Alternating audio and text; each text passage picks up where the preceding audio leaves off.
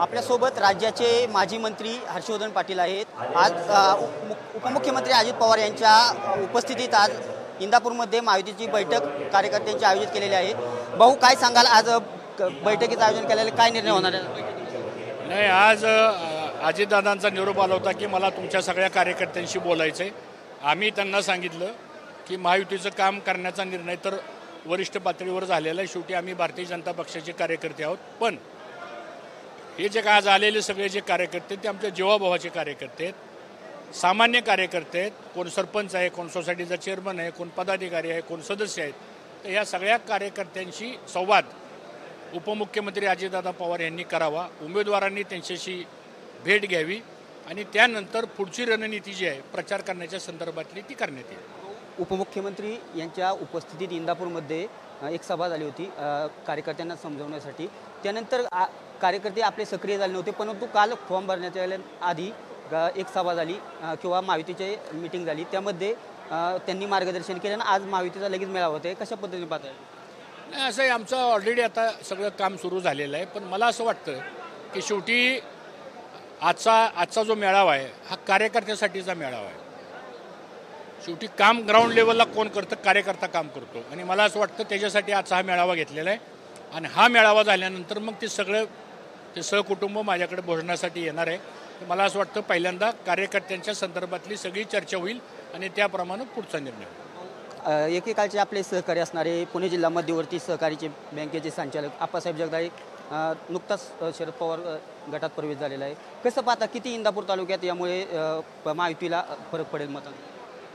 नाही, त्याच्याबद्दल काही अधिक भाष्य करण्याची काही मला गरज वाटत नाही. शेवटी लोकशाही आहे, कुणी कुठं जायचं, काय करायचं हा त्याचा प्रश्न आहे.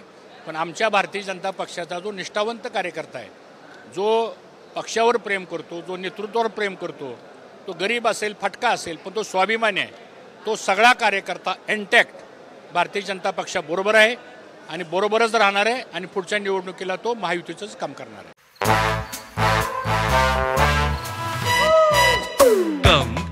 Come, my love, please don't say no, baby. Come, my love. V-Guard के air coolers extra large cooling pads के साथ जो अच्छों को ठंडा करे. V-Guard air coolers, long lasting cooling. आज महायुती एकत्र लढती. इंदापूरचे आमदार असतील दत्ता मामा भरणे, आज ते बी महायुतीचं काम करतायत, सुनेत्रा वहिनीचं काम करतायत. तर एकंदरीत आज बॅनरवरती त्यांचा कुठेही उल्लेख केलेला दिसत नाही किंवा त्यांना निमंत्रण आहे का या नाही, हा भारतीय जनता पक्षाचा कार्यक्रम आहे. हा आता ह्यानंतर जे पुढचे कार्यक्रम होतील ते महायुतीचे कार्यक्रम होतील. आज अजयदादांनी सांगितलं की मला तुमच्या पक्षाच्या कार्यकर्त्यांशी मला बोलायचं आहे आणि मला असं वाटतं की ते आल्यानंतर पुढं महायुतीचं काम होणारच आहे. आता मी काल सूचक म्हणून फॉर्म भरला ना, सूचक म्हणून मीच सही केलेली आहे. आता इथून पुढचे जे प्रचार यंत्रणा होईल ती प्रचार यंत्रणा महायुती म्हणूनच होणार आहे. उपमुख्यमंत्री देवेंद्र फडणवीस यांनी जी कार्यकर्त्यांची नाराजी होती त्यासाठी इंदापूरमध्ये येऊन एक मेळावा घेतला होता किंवा त्यांना संबोधन केलं. त्यानंतर कार्यकर्त्यांच्या अनेक भावना येत होत्या. त्यानंतर पुण्यात देखील बैठक झाली महायुतीची, पण अजून देखील कार्यकर्त्यांच्या मनात संभ्रम आहे का? कशा पद्धतीने येणाऱ्या काळात महायुतीचं काम होईल? कुणाच्याही मनामध्ये संभ्रम नाही. सगळेजण आता कामाला लागतील. काल तर फॉर्म भरला आहे, आज फॉर्म भरायची मुदत संपली. अजून 2 दिवसांनी विड्रॉल होणार आहेत आणि तिथून पुढं प्रचाराला 15 दिवस आहेत. मतदान 7 तारखेला आहे. मला असं वाटतं निवडणूक प्रक्रिया फॉर्म भरल्यानंतर चालू होती, ती आता सुरू झाली आणि कार्यकर्त्याचा संच एवढा मोठा आहे की त्यांना 8-10 दिवसामध्ये ते प्रचार अगदी व्यवस्थित करतील, काही अडचण नाही. महायुतीला मतदान होईल.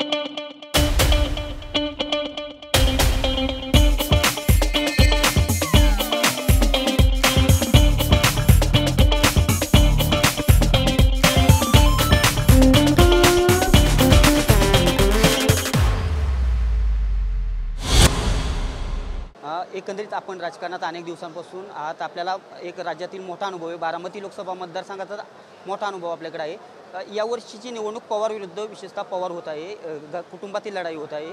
तर कशी लढत असेल आणि कशा पद्धतीने पाहता?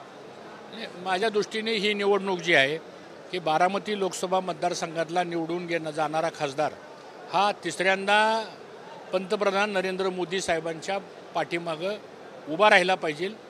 त्या दृष्टीनं ही निवडणूक महत्त्वाची आहे आणि मोदी साहेबांना तिसऱ्यांदा देशाचं पंतप्रधान करायचं असेल तर अबकी बार 400 पार आणि त्या 400मध्ये बारामती असं या संदर्भातलं धोरण राहील.